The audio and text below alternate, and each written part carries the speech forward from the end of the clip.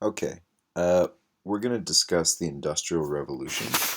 And in many ways, the Industrial Revolution is kind of the foundation for the way we live today. It's also a really big turning point in human history. If you can think about the Agricultural Revolution, that was also a really big turning point in history. It's when you have humans that are moving from basically foraging or hunting and gathering into agricultural communities. And with the surpluses that they can create from agricultural communities, you basically have the foundation for civilization. So you have all different kinds of jobs, you have different power structures, you have professional militaries, you have trade. So the agricultural revolution leads to kind of the foundations of civilization. The industrial revolution leads to the foundations for our modern civilization, where you don't have most people farming. What you have are most people working in jobs that use machines to produce goods for people. Okay, so let's get going. First of all, let's just review what our world zones are. If you'll remember, agriculture first starts in Afro-Eurasia, World Zone 1.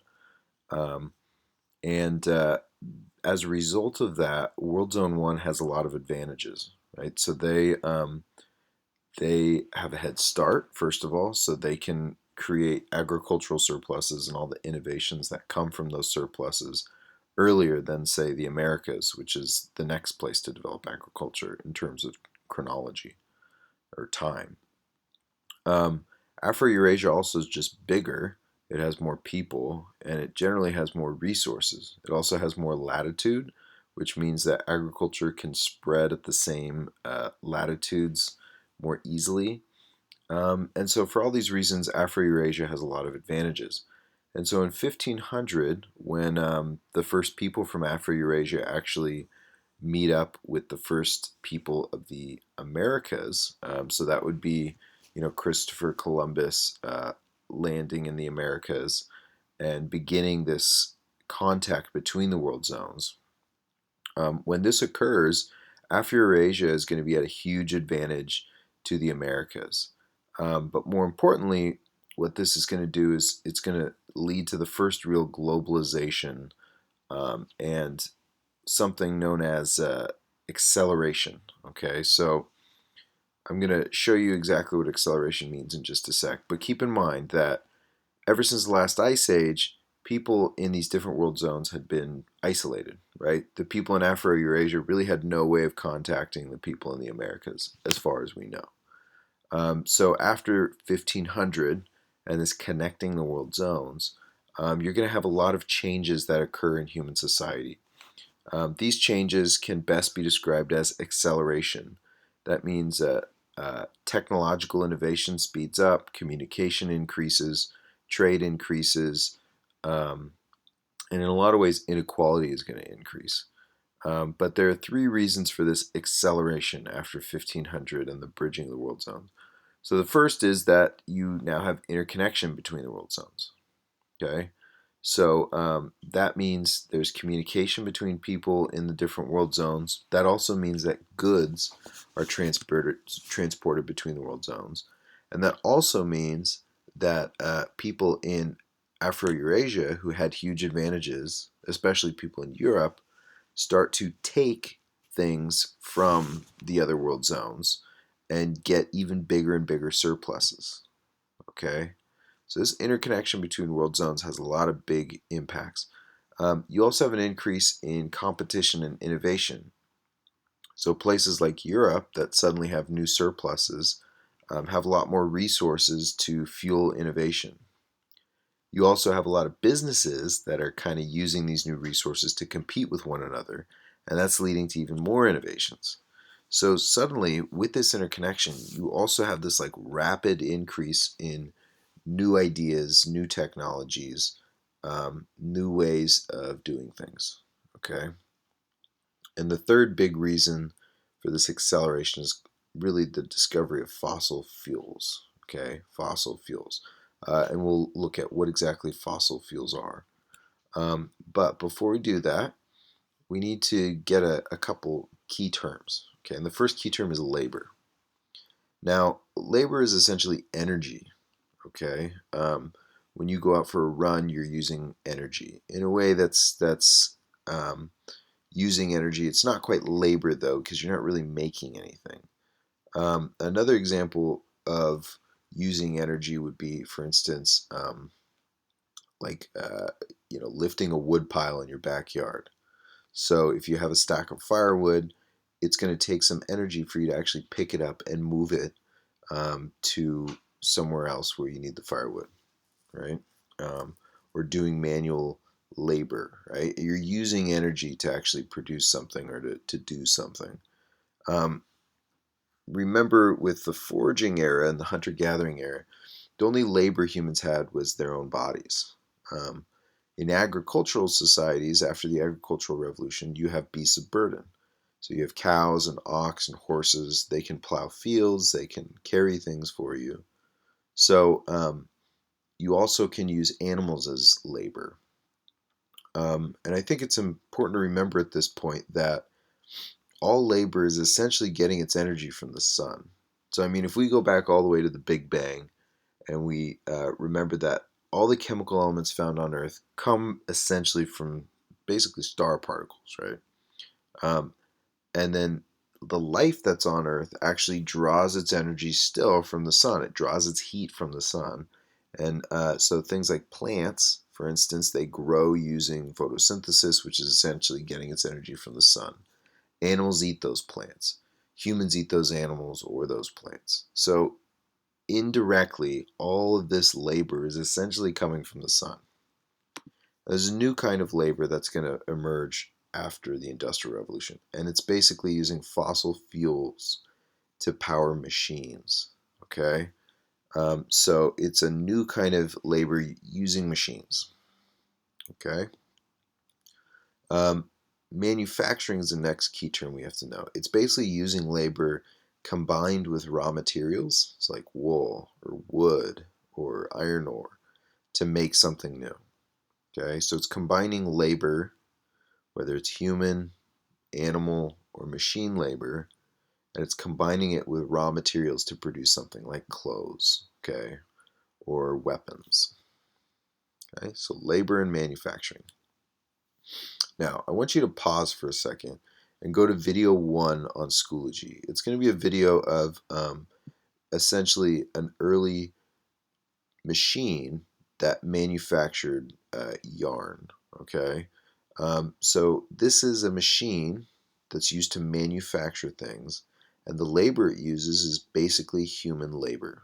Okay, I want you to pause for a second and look at how this human labor actually works. Okay, now if you can imagine, if you had a way to use faster labor on a spinning wheel, not just human labor, you could produce more. You could probably produce it quicker, and you could probably produce it more cheaply. Okay, and the Industrial Revolution is basically this huge trend that is going to begin in England and Great Britain, and in Scotland and Great Britain. And it's going to be this trend where people start to use machines and eventually fossil fuel powered machines, not just human powered machines, to produce things a lot more quickly. Okay? So it's the acceleration of production using machines and the subsequent changes that resulted. Okay? That's what the Industrial Revolution was. It happens really for 4 reasons. And the first 3 reasons are the same as that acceleration: interconnection of world zones, increased competition, new energy sources from fossil fuels. And the fourth one is basically using machines. These machines increase output and they save labor. Okay, so it requires less humans and less animals to actually produce things now. Now, this has a huge impact on the way people live. Okay, today you probably don't farm your own food. Maybe you have a vegetable garden, maybe you raise your own chickens even, but most likely you just buy your food from the store, or your parents buy your food from the store. Um, that's a big change. It used to be that the vast majority of humans on Earth, if they didn't forage or they weren't pastoral nomads, they farmed, right? So before the Industrial Revolution, you had basically 3 ways of living: agricultural societies, pastoral nomadic societies, and nomadic foraging societies. Okay, so farmers, herders, hunter-gatherers. After the Industrial Revolution, you have this new kind of community. Okay, it's called an industrial community. And basically, you have humans that work in factories, or they work in some way in an industry that's tied to factories. So maybe banking, or maybe information technology, or working for the internet, or working as an engineer. You're essentially producing something using machines. And the way that you are getting your food and your clothing is you're being paid money by companies, and then you take that money to a store and you buy things that were probably made by machines. So you have this kind of disconnect from the farm, and that disconnect is created by machines. And this is a very new way of living. Countries that have this kind of a society are now called industrial nations. Okay, so let's go back to our spinning wheel. Okay, so one of the first industries, or the first industries, um, possibly in human history, was textiles, or essentially making clothing, basically. So whether it's like a shirt or a scarf or a robe, um, and this is a two-step process. First, you have to make the yarn. So first, you have to take like raw wool and turn it into yarn. Then you have to weave that yarn into an actual textile, like a cloth. So you start with the raw material, you spin it into yarn, like you just saw in that video. Um, Now you have a spool of yarn, or basically the string, and you can weave that yarn into a cloth. So you basically thread that yarn in between other pieces of yarn. Okay. So you can manufacture clothing, um, but it takes a long time, right? And it's fairly simple broken down this way, but it's still, there's a lot of different pieces to it, right? So a human producing textiles for most of human history took a long time. Okay, the Industrial Revolution is going to change that, and textiles are going to become the first actual industry to industrialize. Okay, so first of all, you had change from humans spinning these wheels to animals and then water spinning these wheels. Okay, so you had a series of innovations that were basically fueled by businesses trying to outcompete one another to make more clothing faster and cheaper. So you had better human-powered shuttles, or spinning wheels. Then you had donkey-powered spinning wheels, and then you had a water-powered spinning wheel. Okay, and basically a water-powered spinning wheels, you have this big wheel that's stuck in like a river. You have a downward flow or current of the river that's pushing the wheel, and it's constantly pushing the wheel, right? It's this completely renewable source of labor, right? And this can replace both humans and animals a lot more powerfully and actually a lot more cheaply. All you need is a wheel to do it. So now you have a new kind of energy that could produce um, basically a manufactured product. So now I've got another video for you, and I want you to pause and watch the video, and you're going to see a water mill. And in particular, you're going to see how a water mill can produce basically 96 times what that spinning wheel could produce, and it does it a lot faster and a lot more efficiently. Okay? So you've seen how a new labor source is going to speed up production. All right, now that you've seen that spinning wheel video, there's another idea here that's really going to be kind of the key to the Industrial Revolution. What if you could speed that up even more, right? So instead of having just a water wheel, what if you had a faster source of energy? And this source of energy is going to be fossil fuels. And so this is what fossil fuels are. They're basically, it's dead organic matter. So plants, animals that have died, they died millions of years ago. We know that the earth is constantly moving, and so these things are slowly like buried in the earth. The earth continues to pressurize that material, um, just like in the center of the earth. As the earth is moving and pressurizing things further and further down, it gets hotter. right? And it gets compressed. And so all this dead matter basically gets compressed into these little chunks of carbon, right? And those chunks of carbon are essentially coal and oil. So over time, you have dead organic matter like plants and animals being compressed into coal or oil. Um, in other words, if all of our energy is essentially coming from the sun, this is energy that was never really released, right? The plant died without giving up all its energy. The animal died without doing it.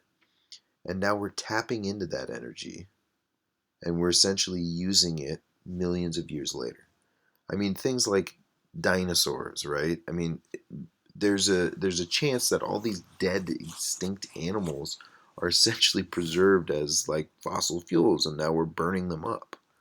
Um, this is going to have serious environmental impacts later on, but for now, it's just important to know what fossil fuels are. Okay, so what you can do then is you can burn these fossil fuels. So you can burn coal, which produces lots and lots of energy really, really fast and really, really hot. So does oil. Okay.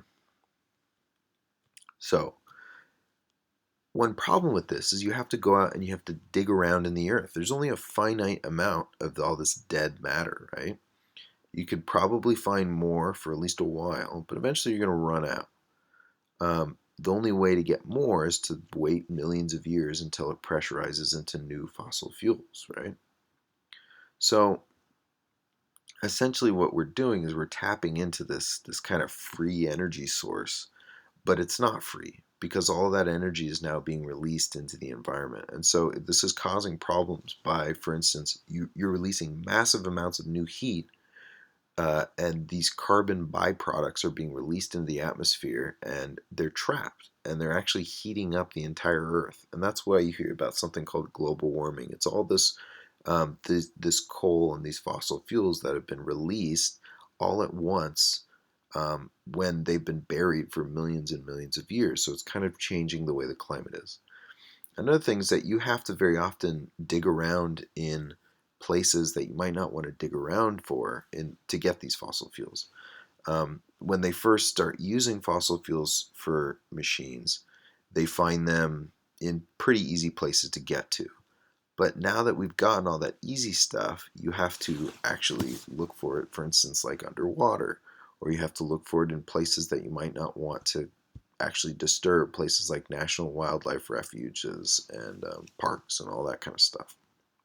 So you have to find these fossil fuels in places around the world, and you might not always be able to get them very easily. Okay.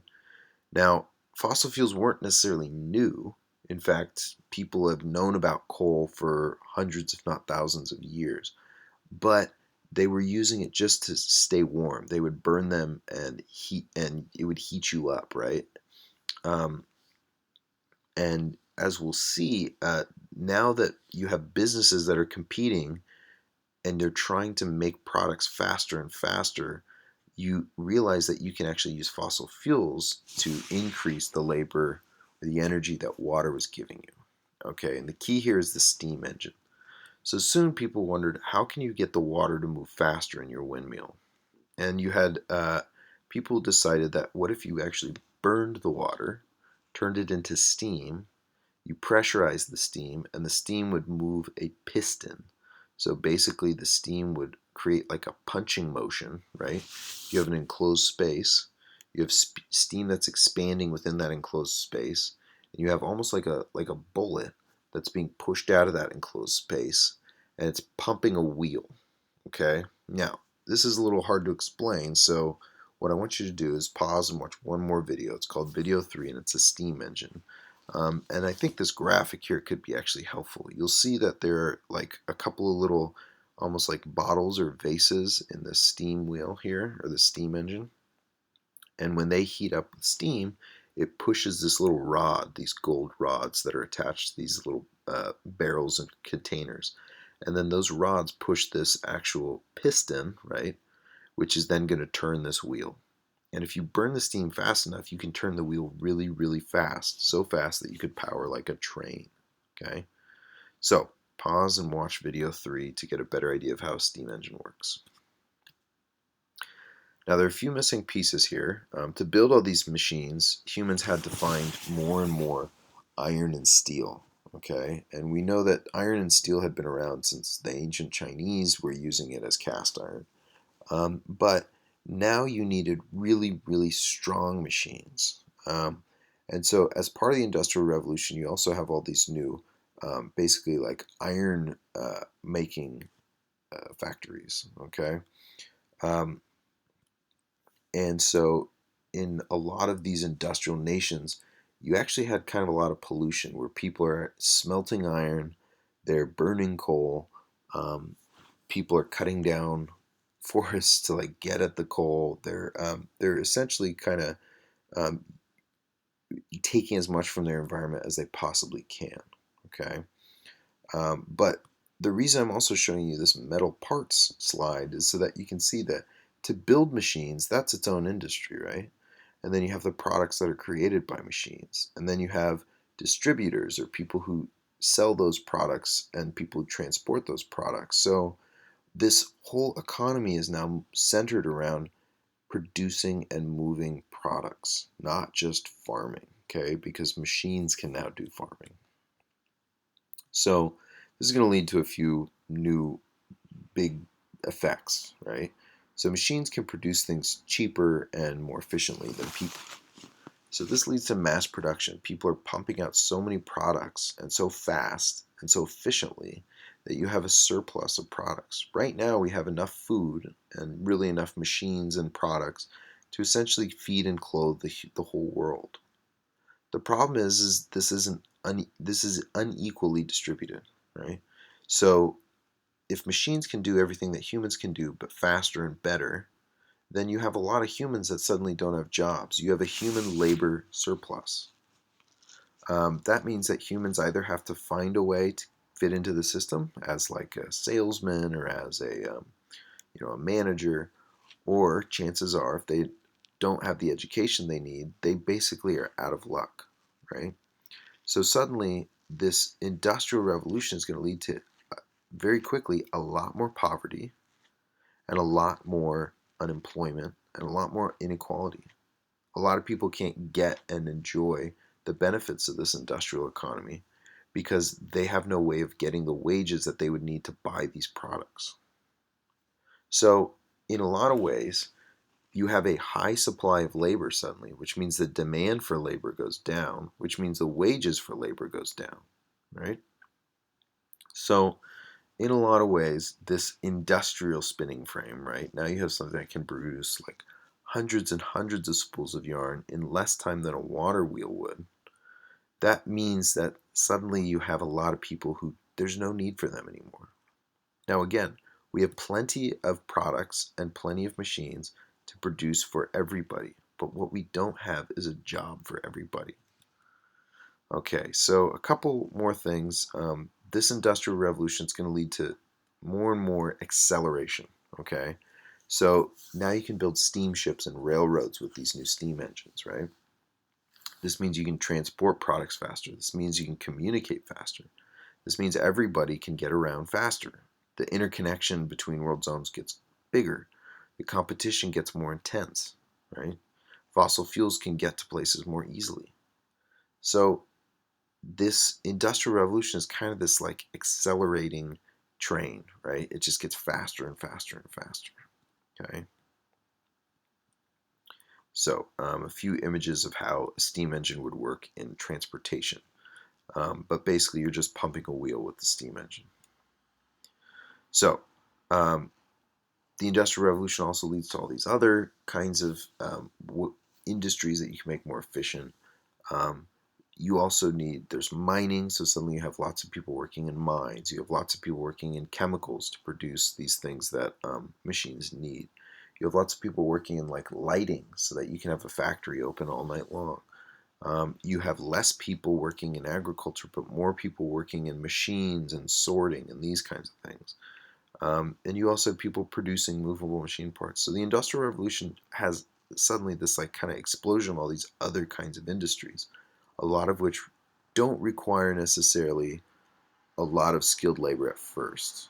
Okay, it's basically working in a factory. So just to review, this industrial revolution, it's an acceleration of production using machines and all kinds of production, agriculture, technology, commercial products, that things people don't necessarily need but suddenly they can make. This also means that you have a transition to a wage-based economy, so people have to find a way to make money to survive, and not everybody has a way to make money. This also means that you're using fossil fuels to produce energy surpluses. Okay, so you're tapping into energy that was kind of out of the Earth's system for a while, and you're releasing it into the atmosphere. You're also largely having to cut into forests and wilderness in order to get this fossil fuel once you've used the stuff that's near you. Okay. One last thing to keep in mind. Um, if you can see this map, it's essentially a map of how wealthy different countries are across the world. It's the Human Development Index, and it's published by the United Nations. And the darker the blue, the higher the HDI, or the Human Development Index. Human Development Index is like kind of a ratio of how high is the education level, how wealthy is the average person, how big is the economy. So the darker the blue, the higher the HDI, right? And if you look at the countries that have a high HDI, it's countries that had, what do you think, fossil fuels, right? So you have Great Britain, you have Western Europe, you have the United States and Canada, you have Saudi Arabia, Australia, Argentina, and Chile. These are the places that have fossil fuels or have enough wealth that they could go take fossil fuels from other countries, very often without their permission.